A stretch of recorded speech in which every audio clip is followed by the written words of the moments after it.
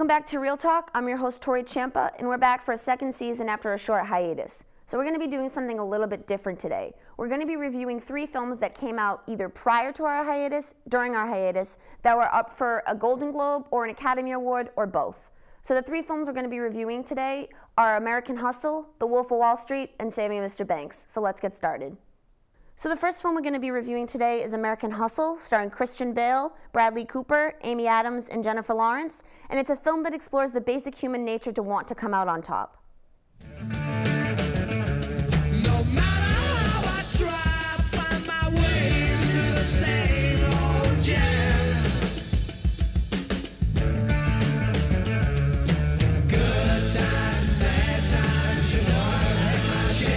The 3 things we're going to be reviewing today for American Hustle are the acting, script, and costume design. The acting was definitely the major draw, at least for me, to go see the film, and it was a really well-rounded cast with everyone giving 110%. You had Amy Adams and Jennifer Lawrence playing the leading ladies, with Bradley Cooper and Christian Bale playing opposite of them. It's really hard to pick a star because of the fact this was such a good cast, but if I had to, I would go with Jennifer Lawrence. She wasn't on screen as much as I expected, but every time she was, your focus was immediately drawn to her. The relationship that I really liked the best throughout the film, and I really wish they had played more with, was between Amy Adams and Jennifer Lawrence, who constantly play these 2 women indirectly competing with each other. The second thing that we're going to review is the script, and this is the major drawback of the film in my opinion. The entire first chunk of the film is all a flashback and relies heavily on narration. And if you've ever taken a screenwriting course, this is 2 things that they tell you to stay away from. So adding them together causes the beginning of the film to really drag on, and it takes you out of the element and makes you realize that you are in fact watching a film, which makes it hard to really get involved with the characters. The final thing that we're going to review is the costume design, which is excellent. I had seen a lot of sketches early on of what Amy Adams and Jennifer Lawrence especially were going to wear dress-wise, and seeing those come to life was really nice. And it also really helped you understand the personalities of the 2 ladies, and it wasn't just the dresses made their bodies look nice, it also showed you physically what their personalities were. Final verdict, this is not a film you need to go see right now. I recommend seeing it because everyone else has seen it and everyone else gives it really great reviews, but in my honest opinion, this is one that you're not going to miss much if you skip. The second film we're going to be reviewing today is The Wolf of Wall Street, starring Leonardo DiCaprio and Jonah Hill, and it's about the extents at which a man will go to for money and fame. My name is Jordan Belfort. At the tender age of 22, I headed to the only place that befit my high-minded ambitions. Name of the game? Move the money from your client's pocket into your pocket. But if you can make your clients money at the same time, it's advantageous to everyone, correct? So the 3 things we're going to be reviewing today for The Wolf of Wall Street are the acting, script, and pacing. The acting was meh. It was nothing great, but nothing bad. A lot of people think this is Leonardo DiCaprio's best role, which I highly disagree with. I thought he was a lot better in Django Unchained. He was average. It was an average performance for an average role. The star ends up being Jonah Hill because of his ability to switch tone so quickly from a more comedic one to a more serious one. And I'm really glad he forced his way to get a part in this film because he really was the only aspect that kept my interest for the 3 hours. The second thing that we're going to review is the script, which much like the acting, was just okay. I didn't read the book, I don't know how well this is adapted from it, but as a screenplay, it really falls flat and could have been better written. A chunk of it relies heavily on narration and the breaking of the 4th wall, which in relation to the plot and the context of the film doesn't really make much sense that all of a sudden the character becomes self-aware of himself, and it really just leads to a big distraction from the film itself.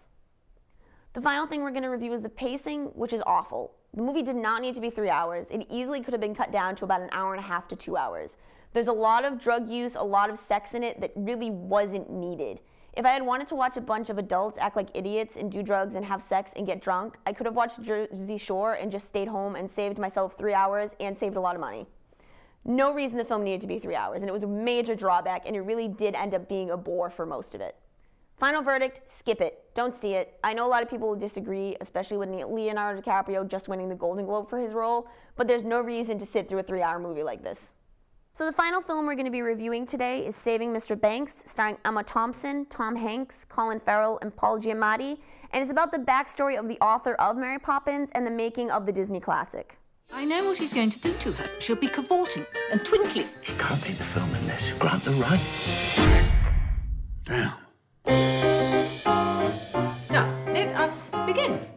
from here. She has a lot of ideas. What kind of ideas? Constable's responsible. Now, how does that sound? No. Responsible is not a word. We made it up. Well, unmake it up.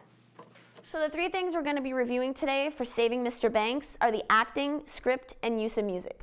The acting overall was excellent. The star, though, ends up being Emma Thompson as the author of Mary Poppins. She does a really good job contradicting and contrasting herself because she's likable but unlikable at the same time, and she's grumpy yet funny at the same time, so it's really nice to see sort of this inner contrast with her character. The only downfall ends up being Tom Hanks as Walt Disney, not because he does a bad job, quite the contrary. It's more because he's too famous to try and play another famous person. So while we're supposed to be seeing Walt Disney, all I really could see was Tom Hanks trying to be Walt Disney but being Tom Hanks. The second thing we're going to review is the script, which, much like the acting, was excellent. There really was a good use of flashbacks mixed and integrated with the present, and it wasn't forced at really any point. The only negative aspect was sort of the relationship between the author as a child and her father. It was a little confusing, and I'll let you interpret that the way you want to, and that was really the only drawback. It wasn't really a bad drawback, it just made sort of the end of their relationship a little confusing and a little surprising. This last thing that we're going to be reviewing is the use of music, and this isn't a musical, but music played a major part because of the fact Mary Poppins itself was a musical.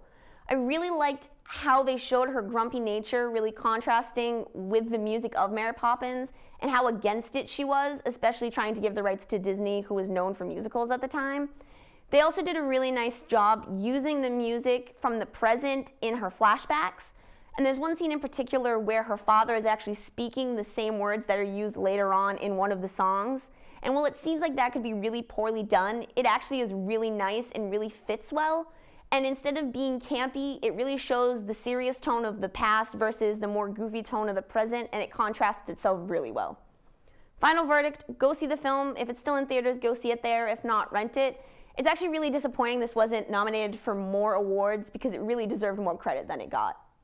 So just to go over the three films that we reviewed today, American Hustle is one you can see if you really have an interest. If not, you're not missing much. Wolf of Wall Street, you should just skip. And Saving Mr. Banks, which you should definitely see. This has been Real Talk, and I'm your host, Tori Champa. Thanks for watching.